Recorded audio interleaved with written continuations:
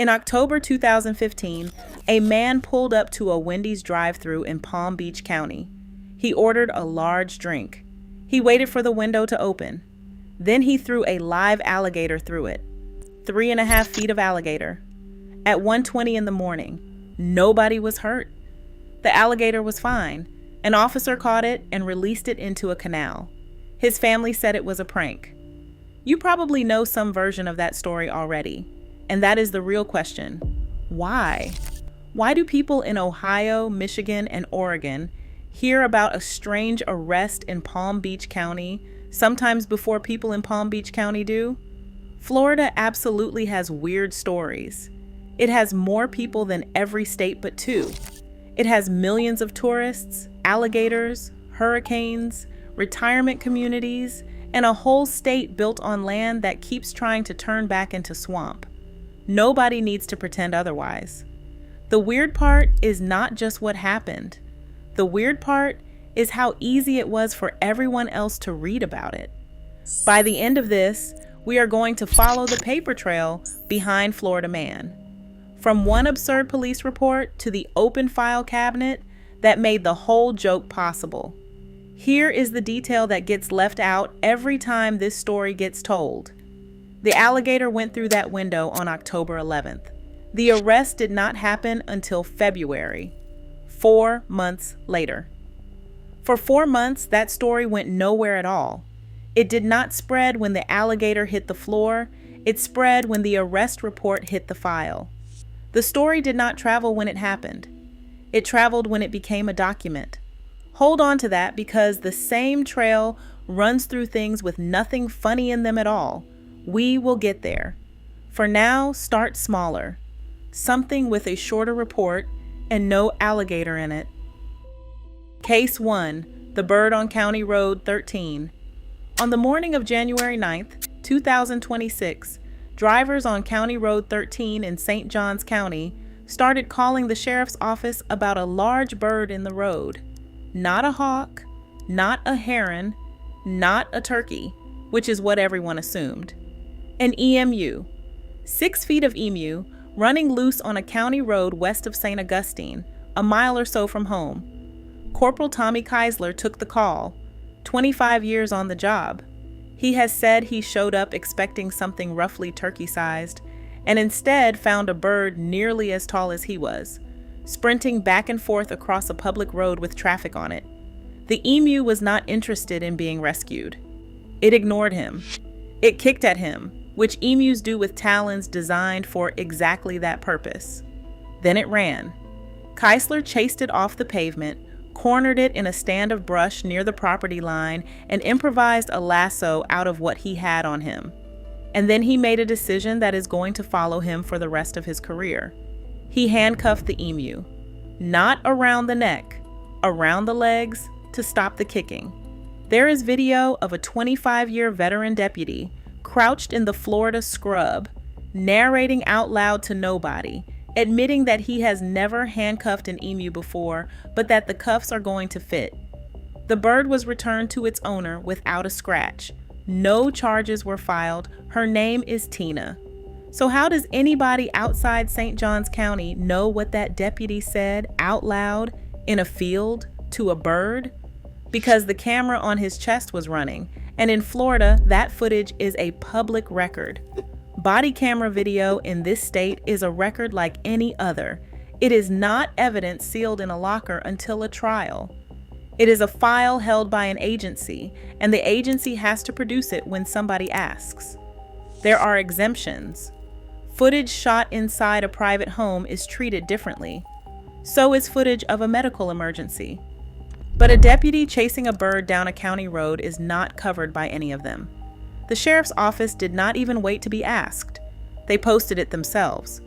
That is a choice an agency gets to make when the alternative is handing it over anyway. Case 2, the screen door. Different animal, different coast, different document. In Venice, down in Sarasota County, a woman walked into her own living room and found an alligator in it. It had come in through the screen door on her lanai and stopped a few feet inside, apparently taking in the furniture. She called 911. She told the dispatcher, more or less in these words, that an alligator had broken into her house and she did not know who to call about that. The call ran nearly 7 minutes. 7 minutes is a long time to stand in your own hallway describing an alligator to a stranger. Somewhere in the middle of it, the dispatcher told her they had a burglar of an alligator on their hands and they were going to help her with it.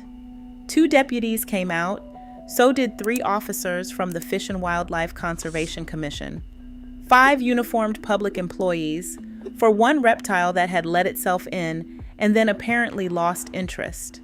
Nobody was hurt. The animal was removed. She said afterward that she was shaken up for a while, which seems fair. Now stop and notice what just happened. You know what a dispatcher said, word for word, on a call placed from inside a private house in Sarasota County. Not a summary. The audio. A 911 recording in Florida is its own public record, separate from anything an officer writes down afterward. You request the call, you pay for the copy, the tape goes out. That is a different document doing a different job. A written report tells you what an officer decided was worth writing down after it was over. The call tells you what actually got said while it was still happening. The tone, the pauses, the exact second somebody realizes there is an alligator between them in the kitchen. Reporters know this. It is why so many Florida stories arrive with audio attached. If you want to see how far this paper trail runs and where it goes once the stories stop being funny, subscribe to Florida Empire. There is a great deal more in this file cabinet than alligators. Case 3, 2 houses. Same state, same animal, same kind of house guest. A completely different piece of paper.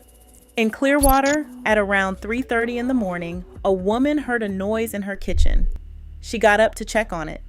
She found an 11-foot alligator standing in the middle of it. It had come in through a low window, straight through the glass. She backed into her bedroom, shut the door, and called for help. A newspaper delivery driver had already called a few minutes earlier, having spotted the same animal in the walkway outside and correctly assessed the situation. The alligator stayed in the house for about an hour before trappers got it out. On the way through, it knocked over a wine rack and broke several bottles and cut itself on the glass doing it. The homeowner's main complaint afterward was that it had gotten into the good red. Nobody was hurt. Nobody was arrested. There was no crime committed because an alligator is not legally capable of burglary, which is disappointing but true. So what document exists here? An incident report. Officers responded, so a report got written, and that report exists whether or not anybody is ever charged with anything at all. That is not the same file as an arrest report. An incident report exists because somebody called and a car got sent. Florida treats both as records the public is entitled to see, and they sit in 2 different places, and you have to ask for them separately. 2 windows, 2 alligators, 2 entirely different documents, which brings us back to the drive-thru.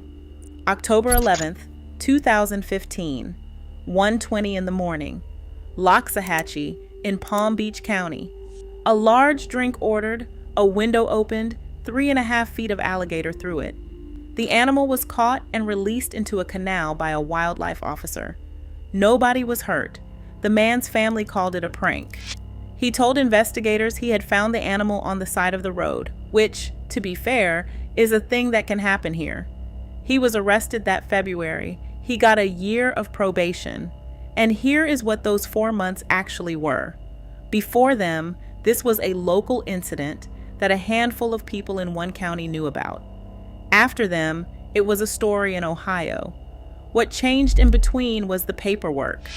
In February, there was an arrest, and an arrest generates 2 documents at once. The first is the arrest report, and specifically its narrative section. That is the part where the responding officer writes out what happened in plain sentences, before a lawyer touches it, before a judge ever reads it. It is prose, written by a person at the end of a shift who had to explain a live alligator to a supervisor in writing. That narrative is where half the Florida Man genre comes from, not from a reporter who watched it happen. From an officer at the end of a shift trying to explain a live alligator to a supervisor in complete sentences. The second document is the booking record. Name, charge, date, and photograph entered into a county jail system the moment somebody is processed. In Florida, both of those are public the same day. No conviction required, no court order, no reason required from whoever is asking, and no obligation to explain who you are or why you want it. That is the engine, not the alligator. The two files the alligator generated. The paperwork has layers. That is going to matter a great deal in about 10 minutes. None of this is an accident of climate. Somebody had to decide the drawers would be open. That decision took 10 years, and it cost him his seat. His name was J. Emory Cross.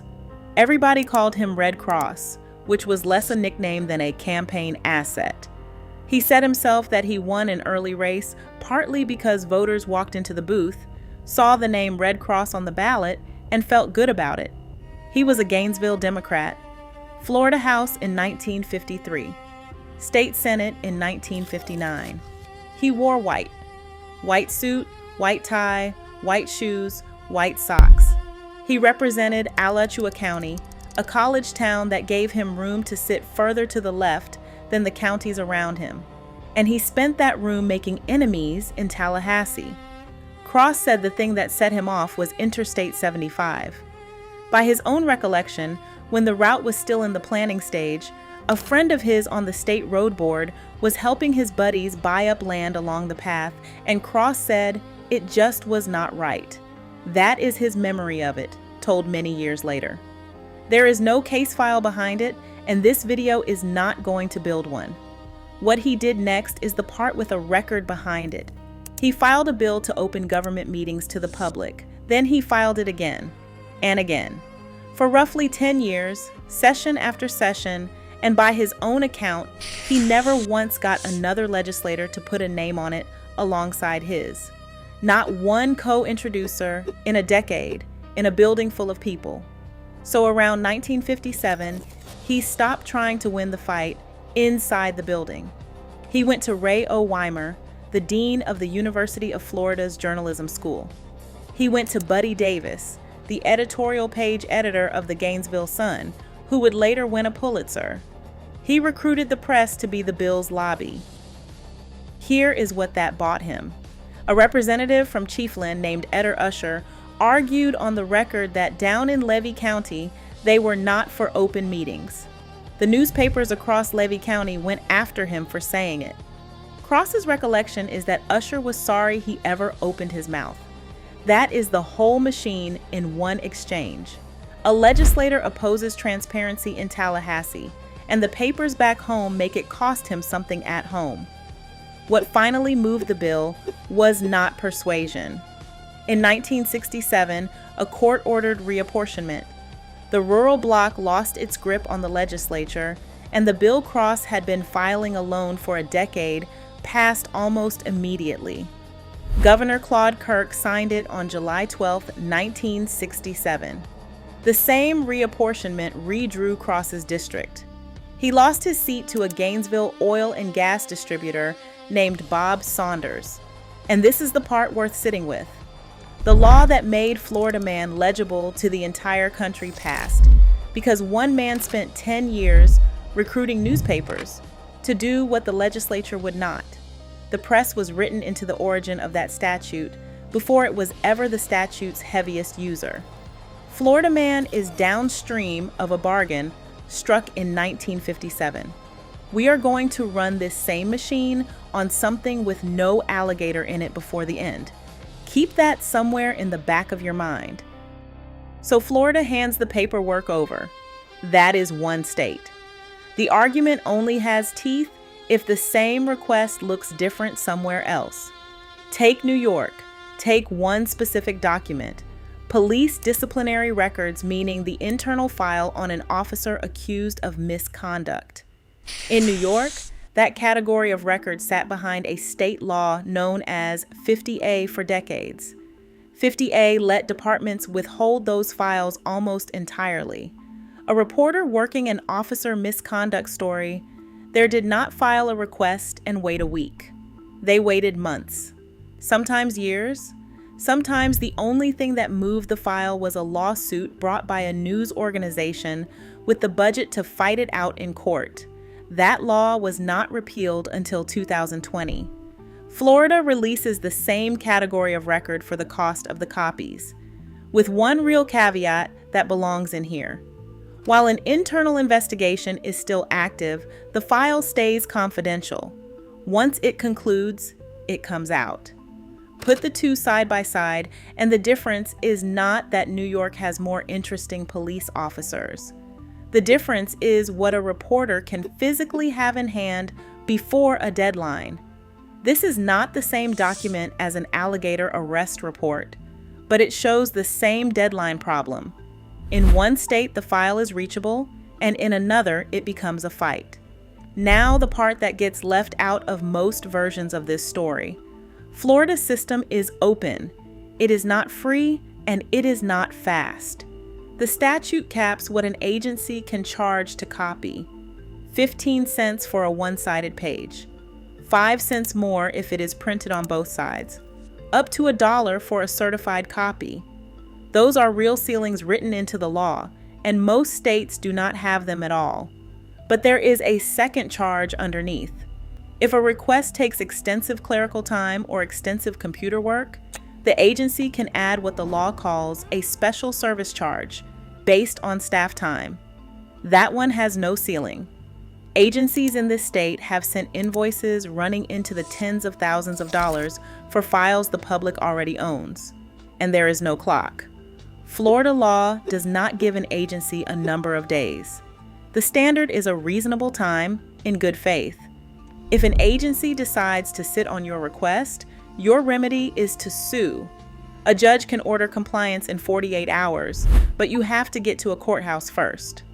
Compare Texas.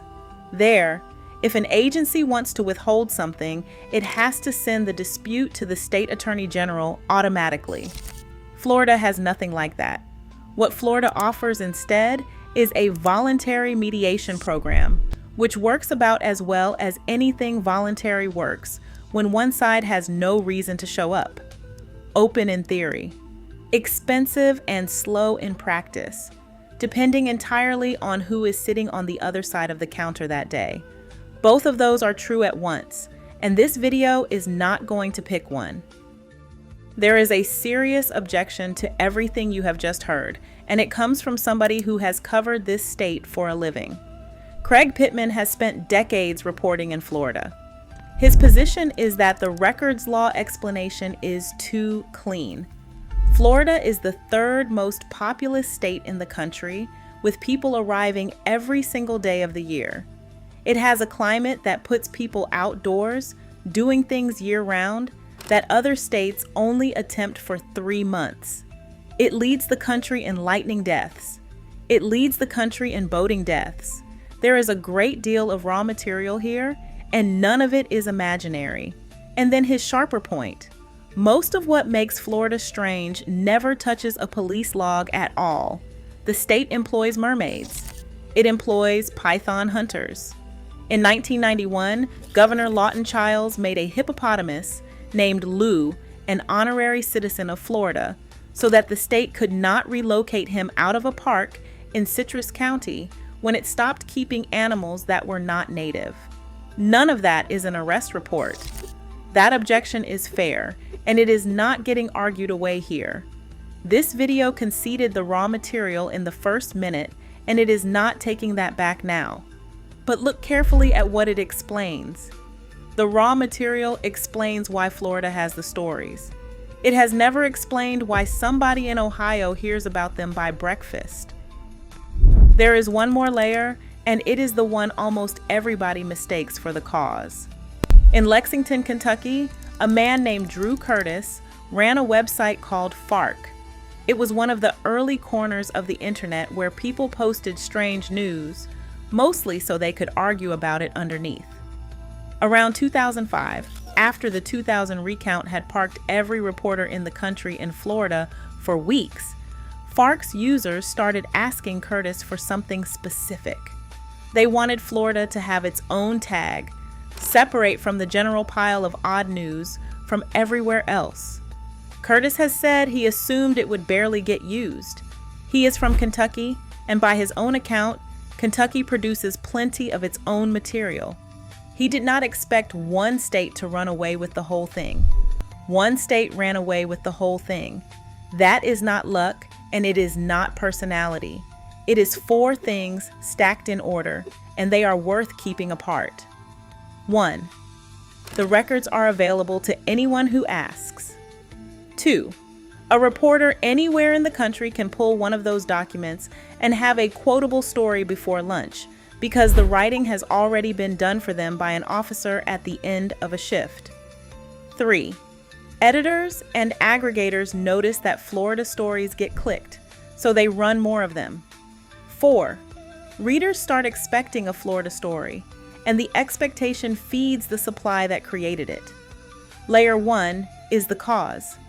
Everything above it is amplification. In May of 2012, a violent attack in Miami became international news and pushed Florida's reputation for strange stories well outside this country. That is all this video is going to say about it. The widely repeated explanation involving bath salts was never supported by the evidence, and it is worth correcting on the way past. The dedicated account came after all of that. On January 26, 2013, a GQ editor named Freddie Campion started a Twitter account under the tagline, "The World's Worst Superhero." It passed 400,000 followers, posting real headlines built out of real arrest reports and real booking photos. Notice the order. The tag came first. The recognition came first. The account arrived because the material was already public and already reachable. Nobody had to invent Florida Man. Somebody just built him a shelf. Campion ran it for 6 years. In 2019, he shut it down. His explanation was that it had turned mean-spirited, and that he had started asking himself how much he really wanted to be the guy laughing at people on what was, for most of them, the worst day of their lives. That is the same filter this video has been running since the Alligator. Not whether the story is public, whether it is somebody's floor. So put the whole thing on the table. Florida has real raw material. The size is real. The tourists are real. The alligators in the drainage ditches are real. Not one word of that has been walked back. But raw material does not explain distribution. Size gives you the story. It does not give you the delivery truck. The delivery truck is the records law. The same law that produced the body camera footage, the 911 recording, the incident report, and the arrest narrative. So name it. Chapter 119 of the Florida statutes is the public records law. Section 286.011 is the government in the Sunshine Law, the one Red Cross filed alone for 10 years. One covers documents, the other covers meetings. Between them, they cover most of what a government body in this state writes down or says out loud. So here's the answer. The meme was never proof that Florida is normal. It is proof that Florida is unusually documented. Say that one again because it is the only line in this video that actually matters. Florida is not stranger than everywhere else. Florida is just the one place where the strangeness gets filed the same day.